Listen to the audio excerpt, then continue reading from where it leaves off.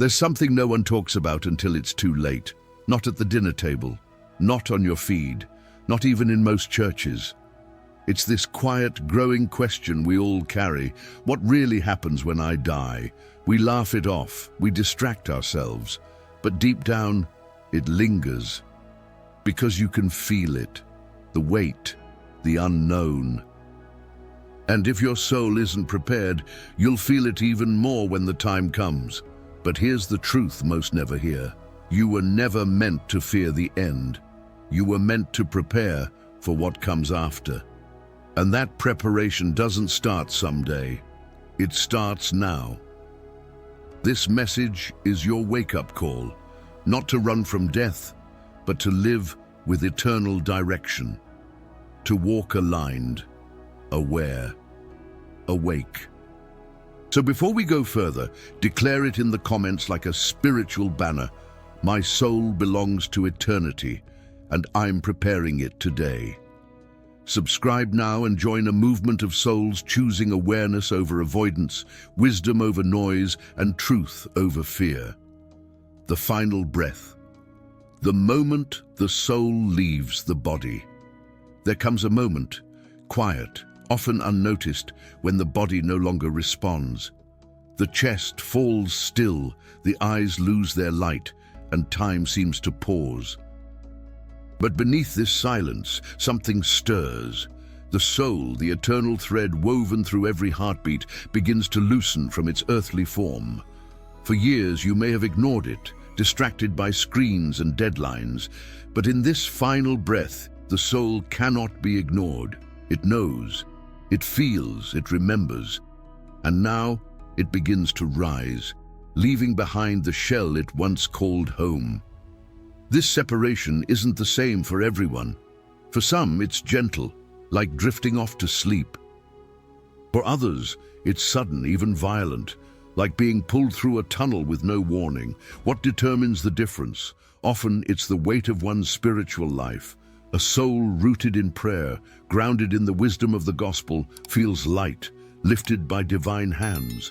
A soul burdened by fear, guilt, or spiritual emptiness may resist, clinging to what's already gone. There's a reason the Psalms speak so often of peace in death. It's not just poetic, it's preparation. Even after leaving the body, the soul remains conscious. It can see the room, the faces, the tears. It senses the prayers whispered by trembling lips, but it cannot speak, cannot touch, cannot return. Imagine floating above the scene, fully aware but unable to change anything. It's a strange kind of stillness. This is why spiritual discipline matters, because at that moment, what's inside you becomes all you have. Scripture, prayer, acts of love, they become your compass.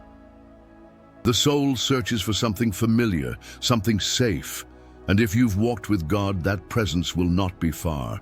Here, time bends. Seconds stretch into what feels like hours, or maybe time disappears altogether. What remains is awareness, deep, expanding awareness, and then a pull. Not physical, but unmistakable. Something, someone is calling. You won't hear a voice exactly, you'll feel it. A kind of summons, a gentle tug on the deepest part of your being. Some feel warmth. Others feel dread, and that difference is everything. Because now the journey truly begins. And here's something most people never realize. The moment you die isn't the end. It's an unveiling. Everything hidden becomes visible. Everything forgotten returns. It's not just about where you go, it's about what you've become. Were you motivated by love or by fear?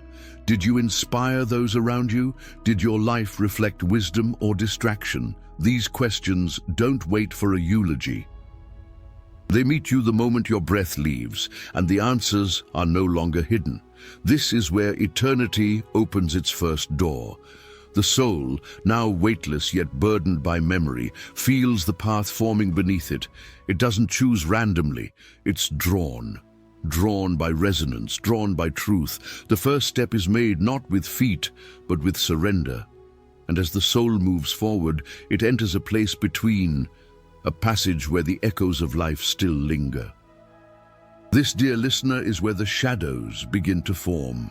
The Valley of Shadows, the passage after death. There is a space not of earth and not yet of heaven, a liminal passage known across cultures, whispered in sacred texts, seen in dreams. It's been called many names, but today, let's call it what it is, the Valley of Shadows. This is not some fantasy or abstraction. It's a real spiritual transition.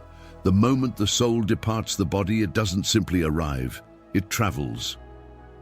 And where it travels first reveals everything. This is where masks fall away. This is where your inner life, not your outer image, takes center stage.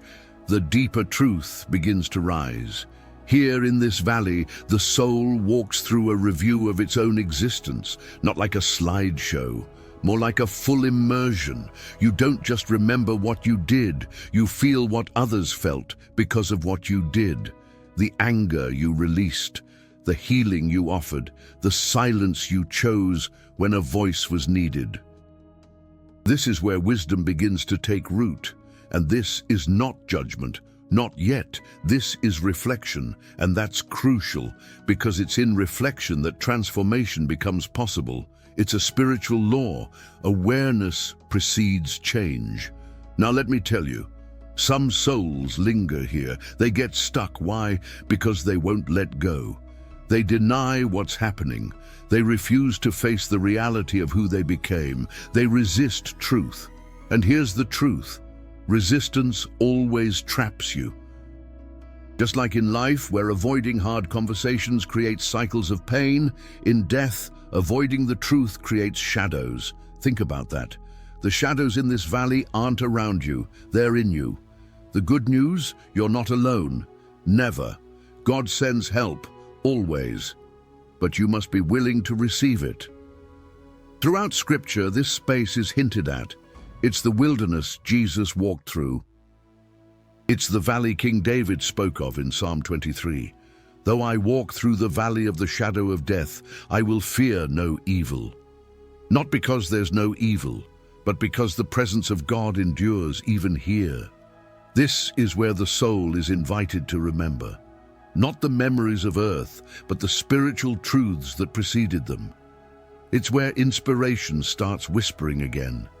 The gospel becomes alive here, not as words, but as energy.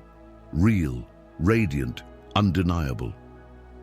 Some souls encounter what seem like spirits, beings of light, or in some cases, figures of discomfort. Are they angels, guides, specters of guilt? That depends on your spiritual frequency. Just like in life, your environment reflects your internal state. If your life was shaped by prayer, service, and alignment with divine purpose, what meets you here will uplift. But if your choices were driven by fear, greed, or manipulation, well, the mirror never lies. Motivation matters. Intention is everything, and the soul knows the difference. And yet, even in the darkest corners of this valley, something remarkable happens. There's a call, quiet, yet relentless. It says, keep going, keep growing, you're not done yet. And in that moment, a choice begins to take shape. Will you face the truth of your life, embrace it, and move forward with courage? Or will you remain frozen in denial, trapped in the echo chamber of your own refusal? The soul that chooses truth, no matter how painful, finds a door.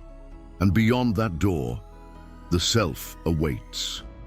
The reunion with truth, confronting the real self.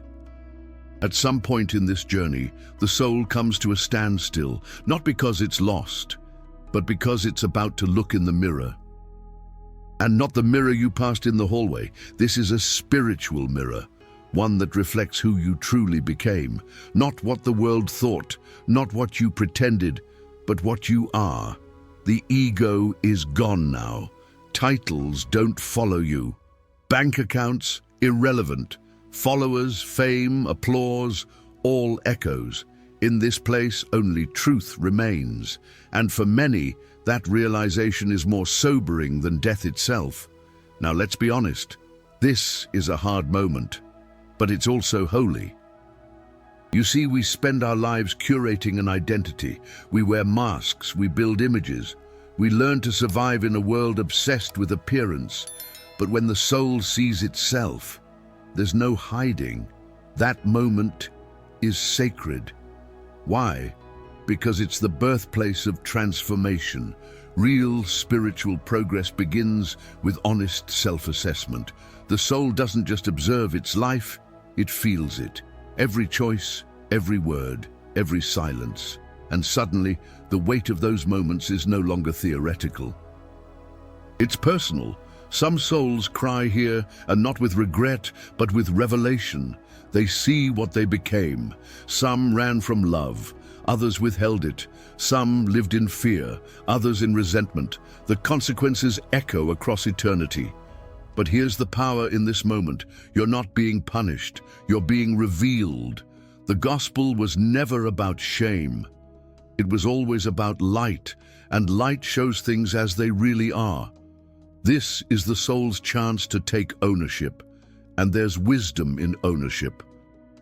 It births spiritual maturity. It opens the path forward. This is where wisdom meets responsibility. Let me ask you something. How often do we avoid ourselves? We distract, we overwork, we chase goals with no meaning.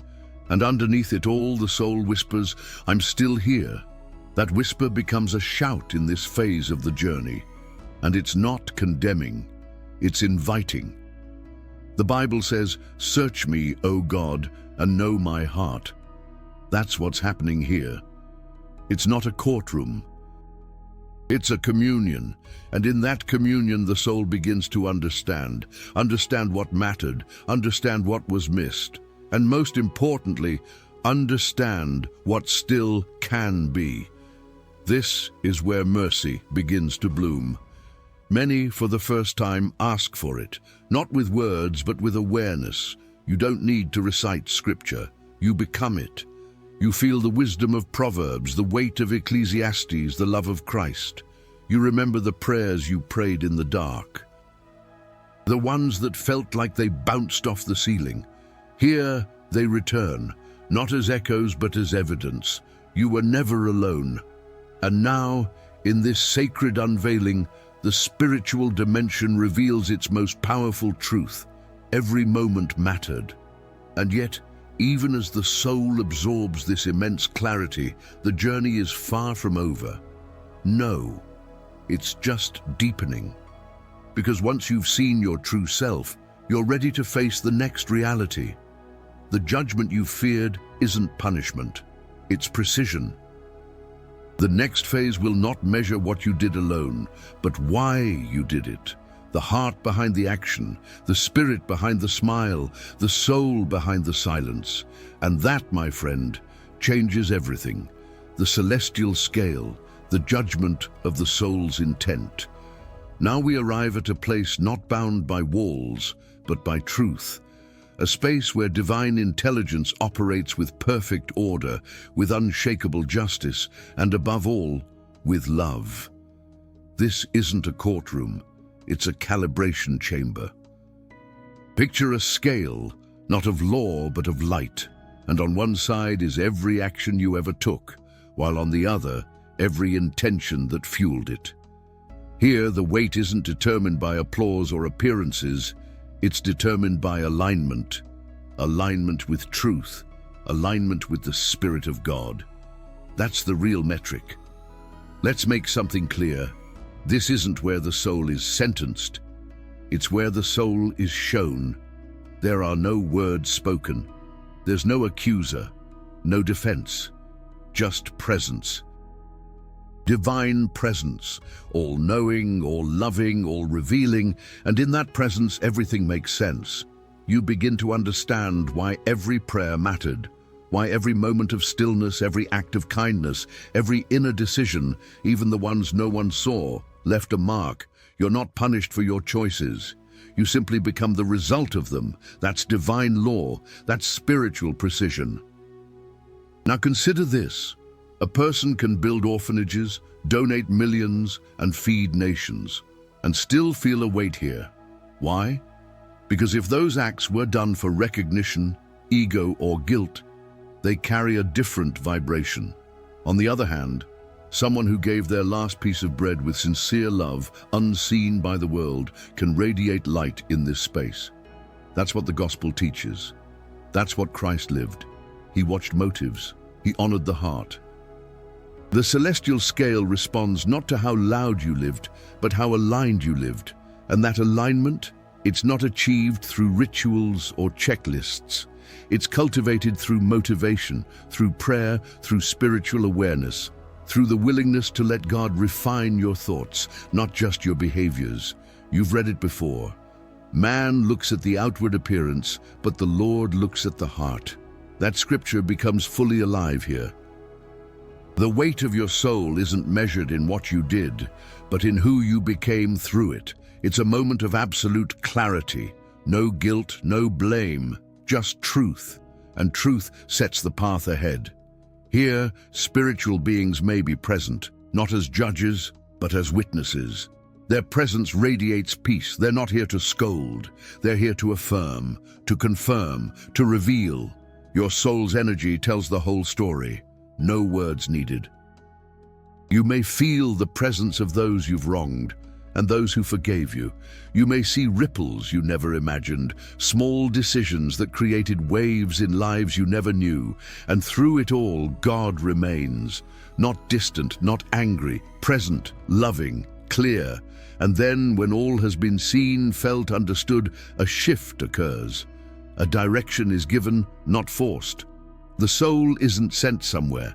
It's drawn toward light or toward shadow, not as reward or punishment, but as resonance. Because by now, you've become your own compass, and the destination ahead will reflect not your deeds, but your depth. The journey continues, and it leads to gates you may not have expected. The gates beyond, heaven, hell, and the spiritual dimensions between. What happens next defies earthly logic, yet feels more real than anything you've ever touched. The soul, freshly revealed, freshly weighed, is now magnetized. It doesn't walk. It's drawn, pulled by resonance, by frequency, by truth. And what draws it isn't a place, it's a state. Heaven and hell aren't coordinates on a map. They're conditions of the soul. Heaven is union with divine love. Hell is separation from it. And between them, layers, levels, dimensions that most never hear about. But they're there, as precise as gravity. Let's break it down. Some souls rise immediately. They're light, free, clear. Their lives may not have been perfect. No life is. But their alignment was. They lived with compassion. They sought wisdom. They walked in prayer. They fell, sure, but they got up again and again with God at the center. These souls gravitate toward the higher realms, realms of harmony, creativity, purpose. Call it heaven if you wish. But it's more than golden streets, it's vibration, a realm where motivation becomes manifestation, and love is the very atmosphere. Other souls, they descend, but not as punishment. No one is thrown anywhere. You go where you resonate. A soul consumed by fear, bitterness, hatred, it cannot rise, not because it's being rejected, but because it isn't ready. It's like trying to tune into a high-frequency station with a broken antenna. You can't receive what you're not wired for. These are the shadow realms. Some call them hell, and yes, they can be terrifying, but not because fire burns, because truth does. And yet, even here, mercy waits. Now, in between these poles, there are many realms, cities of light, valleys of healing. Domains for learning, for service, for reflection. Spiritual traditions speak of them, some in metaphor, some in vision. These are the spaces where souls evolve, where they mend, refine, elevate. The soul that barely missed the mark? It's welcomed here. Given opportunity, given guidance, these realms are schools. and you'd be amazed how many are in session right now, guided by beings who once walked the earth, souls who've chosen service over rest. That's motivation on a higher plane. Some people ask, can a soul rise after falling? And the answer is yes, absolutely. That's the beauty of divine law. It doesn't condemn, it reflects. And when a soul sees clearly, when it desires healing, when it cries out in sincerity, the gates open. Ongoing prayer from the living can help here. Not because God needs convincing, but because love travels, intention travels. A mother's prayer, a whispered psalm, a candle lit in memory. These things have weight. They reach beyond this world into the next. And here's the most important thing. No matter where the soul lands, the journey isn't over, not even close. Because these dimensions aren't destinations, they're invitations. Each realm opens a door to the next, depending on the soul's readiness, depending on whether the heart is willing to surrender pride, embrace wisdom, and move forward. And the next door? It leads to fire, but not the fire of wrath, the fire of refinement. The realms of refinement, where brokenness is burned into wisdom. This is the place most people never hear about. And yet, many arrive here, not because they were wicked, not because they were lost, but because they were unfinished. These are the realms of purification, spaces of spiritual refinement, where the soul isn't punished, but purified. Think of it like fire, not to destroy, but to forge. The same way gold is heated to reveal its brilliance, the soul here is brought into tension, to release everything that's not aligned with truth. And that process? It's personal, it's sacred, it's necessary. Imagine this. You lived a good life mostly. You were kind. You prayed sometimes, but there was resentment buried deep. Pride that you never noticed, or guilt you never faced. Here in this realm, those hidden pieces rise to the surface, not to shame you, but to be healed. This isn't a courtroom, it's a hospital, a spiritual clinic where wounds of the heart are treated with divine precision. And yes, it can feel like pain. But not because God is angry, because healing often begins where it hurts. And now, you're strong enough to face it.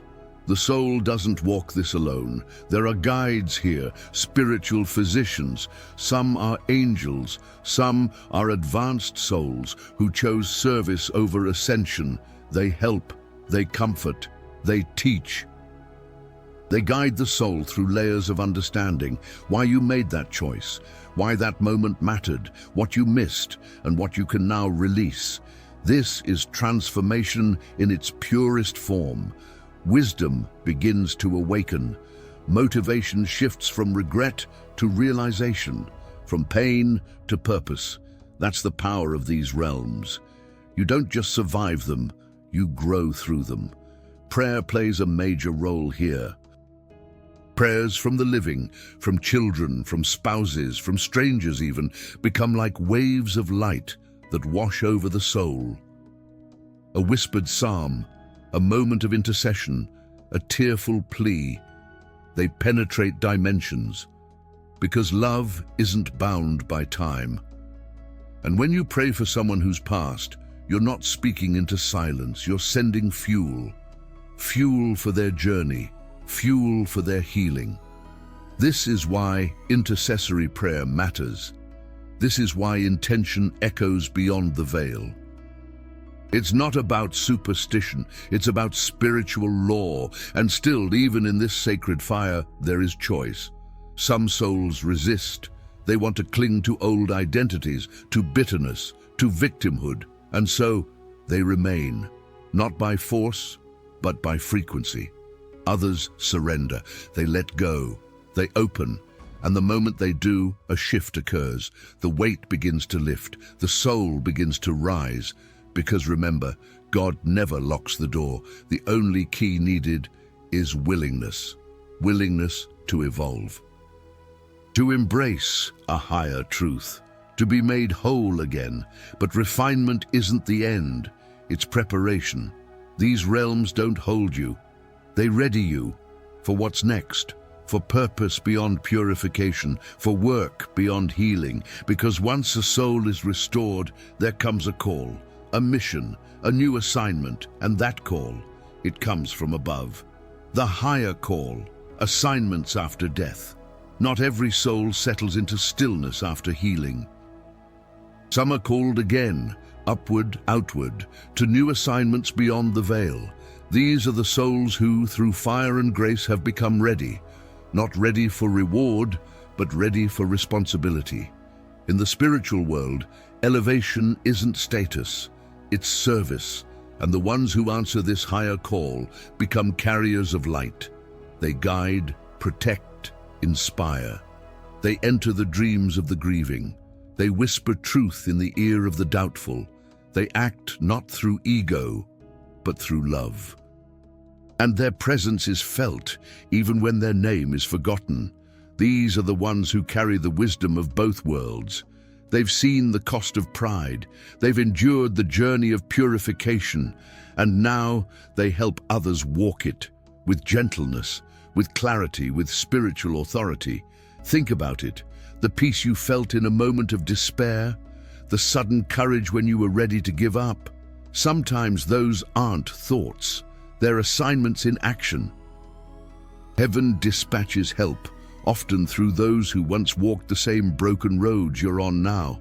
And that's why your life is never solitary. You're never without support, even in silence. The gospel shows us glimpses of this. Think of the Transfiguration, when Moses and Elijah appeared beside Christ. Why? Because their mission didn't end with their final breath. Purpose transcends physicality. And right now, some of the very souls who stood before the throne are walking beside you in spirit. They've seen eternity, and they chose to return, not to earth, but to the edge of it, to stand in the space between, as helpers, as healers, as mentors in the mystery. And their work, it's quiet, but it's constant. Let me pause and speak directly to you now. Yes, you. If this truth is stirring something inside your spirit, take a moment to anchor it. In the comments, I invite you to write this phrase inspired by today's message. I was made for more than rest. I was made to rise and serve.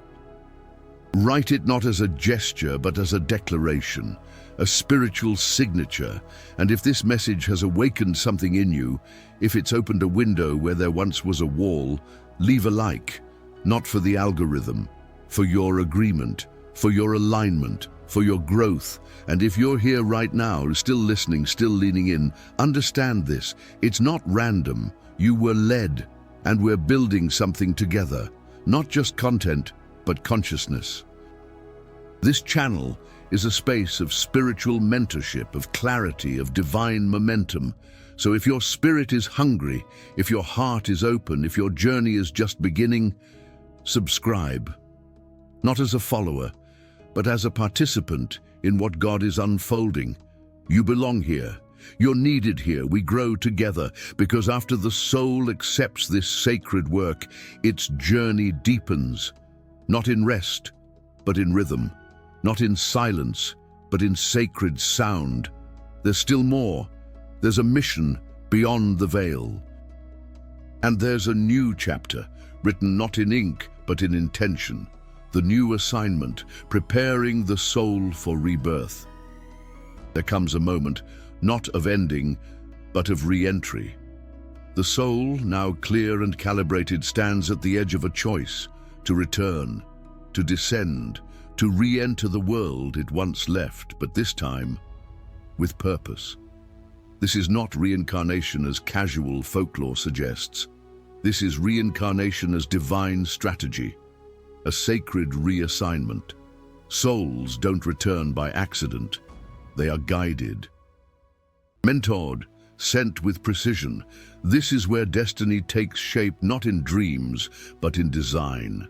Every soul that returns does so with a blueprint, a divine intention to evolve further and to help others do the same. Picture it like this: A council of wisdom surrounds the soul, presenting a map. That map includes family, trials, timing, gifts, and wounds. But nothing is random. The challenges to come are not punishments, they are permissions. Permissions to grow, permissions to break patterns. Permissions to transform generations. Yes, you choose your trials, not because you want pain, but because you know your potential. The soul says yes, even to difficulty, because it remembers what the ego forgets. Growth is always spiritual. Motivation is born not from comfort, but from calling, and so the soul begins preparing for descent. It studies, it agrees, it releases the memory of what was, not as loss, but as strategy. Because part of the plan is forgetting, so that faith can be rediscovered. It's in the forgetting that we learn to seek again, to listen, to pray, to hunger for meaning. Every talent you hold today, it's a whisper of that preparation. Every fear you face, a reminder of the lessons still to be learned. And every longing for something higher. That's not confusion, that's memory, spiritual memory, rising to the surface. Let this truth land. Your life is not an accident. The family you were born into, the time you arrived, the story you've walked, these were chosen, not to limit you, but to awaken you. You've been assigned, anointed, sent. And if that resonates with something inside your spirit right now, take a sacred moment and write this phrase in the comments. My life is not random. I was sent here on purpose, for a purpose. Let those words anchor you. Declare them with authority. This is not a slogan. It's identity. And if this message moved you, if it clarified something that's been stirring inside, go ahead and leave a like. Not as a habit, but as a yes. A yes to purpose. A yes to awakening. A yes to walking this journey with greater intention. Because this isn't content for entertainment, it's alignment for elevation. And if you're serious about staying in this flow, growing, stretching, remembering who you really are, subscribe to this channel. Join this movement of minds and spirits being raised. You're not here by chance. You're here because your spirit is responding to truth. And as the soul prepares to descend once more, it passes through one final veil. A covering not of punishment, but of promise. A veil that ensures the story begins again. Fresh, clean, forgotten, so that it can be fully remembered. And just beyond that veil begins the descent, the great veil. Why we forget everything when we're born. There's a mystery that touches every soul born into this world, and yet most never stop to ask why. Why do we forget where we came from? Why do we lose all memory of the realms we once walked? The answer is not punishment. It's protection. It's design. The veil that covers us at birth is not a wall. It's a womb. A spiritual safeguard that ensures the purity of experience. Because without it, you wouldn't grow. You wouldn't struggle. You wouldn't seek. And seeking, that's what leads you back to God. Now think about this. If you remembered all your past lives, your past failures, your past traumas, how would you move forward? You'd hesitate. You'd doubt. You'd carry fears that were never meant to enter this new chapter. The veil gives you mercy. It wipes the slate not of the soul, but of the mind, so that the soul can learn all over again through fresh eyes, through new decisions, through undiluted faith. This is the genius of divine design. Forgetting is not forgetting, it's strategic surrender. Surrender so that rediscovery can happen. But here's the twist. While the mind forgets, the soul remembers. And that's why you feel things you can't explain. Why certain moments seem familiar. Why certain people feel like home. These aren't coincidences. They're echoes. Echoes of your spiritual memory reaching out through the veil. You see, your soul is always trying to wake you up through intuition. through longing, through the quiet knowing that you were made for more. That's why wisdom feels familiar, because your spirit has heard it before. That's why truth resonates. It's memory calling. This is why prayer is so powerful. Prayer cuts through the veil. It reconnects what the mind forgot with what the soul knows. Every time you speak to God with sincerity, you're not just reaching upward, you're reaching inward, into the deepest chambers of who you really are. And that's where your divine memory lives. That's where motivation is reborn. You don't need a perfect past to live a purposeful life. You need alignment. And alignment comes when you stop trying to remember and start listening to what never stopped speaking. The veil teaches humility, because without it you'd live from knowledge, not wisdom. You'd walk with pride, not faith. You'd rely on what was instead of discovering what is. And so, every challenge you face, every delay, every pain, it's part of the remembering, the great remembering. That's why spiritual growth is rarely about learning something new. It's about uncovering what was already within. It's not about addition, it's about revelation. And revelation only comes to the one willing to go inward, beyond the veil of distraction. And so, the veil remains, not to hide God from you, but to draw you to Him. It doesn't block truth, it beckons you toward it. It's not there to confuse you, it's there to refine your focus, because when you finally wake up, when the soul remembers what it always knew, the journey becomes sacred, and sacred journeys don't end at birth. They begin again, just as the veil thins and the light starts breaking through. The final appeal: preparing your soul while you're still alive. Most people don't prepare for death because they don't understand life. They move through days like ticking clocks, hoping that success or security will offer some sort of shield. But the soul isn't fooled by noise. It's not impressed by appearances. The soul waits and watches and whispers. Don't waste this life. And if you're listening, truly listening, you already feel the weight of that whisper. You weren't sent here to survive. You were sent here to awaken, and awakening begins the moment you realize that every choice carries eternal consequence. Preparation isn't fear, it's wisdom. It's knowing that time is currency and you're spending it every day, with or without awareness. So let's ask the real question. What are you investing in? Are your words building life or burying it? Are your relationships rooted in love or entangled in ego? Are you led by prayer or driven by pressure? The Psalms tell us to number our days that we may gain a heart of wisdom. That's not poetic fluff, that's practical strategy. Because when you live like life is eternal, you start making decisions that are eternal. Preparing the soul doesn't mean becoming a monk or retreating from the world. It means walking through this world with spiritual clarity, knowing that every interaction is an opportunity. Every delay is a lesson. Every act of forgiveness is freedom for them and for you. That's what Christ taught. Not religion, not routine, alignment, intention, connection. He said, store up treasures in heaven, not in some far-off vault, but in the currency of compassion, wisdom, and grace. That's how the soul grows. That's how you prepare. Let's get practical. Want to prepare your soul? Start by practicing stillness. 1 psalm a day. Not for performance, for presence. Speak with God like He's in the room, because He is. Serve someone without expecting thanks. Forgive someone who doesn't deserve it. Read Luke 15 and ask yourself which son you are. Journal your thoughts, not your plans, your truths. Let the Holy Spirit guide your responses before your reactions. These aren't just habits, they're alignments.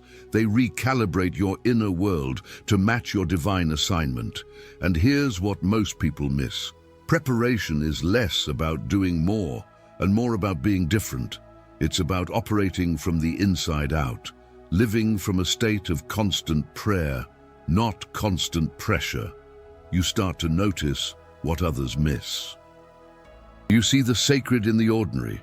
You become light in dark rooms, not by trying but by being. That's spiritual leadership. And when your soul is aligned like that, death isn't a threat.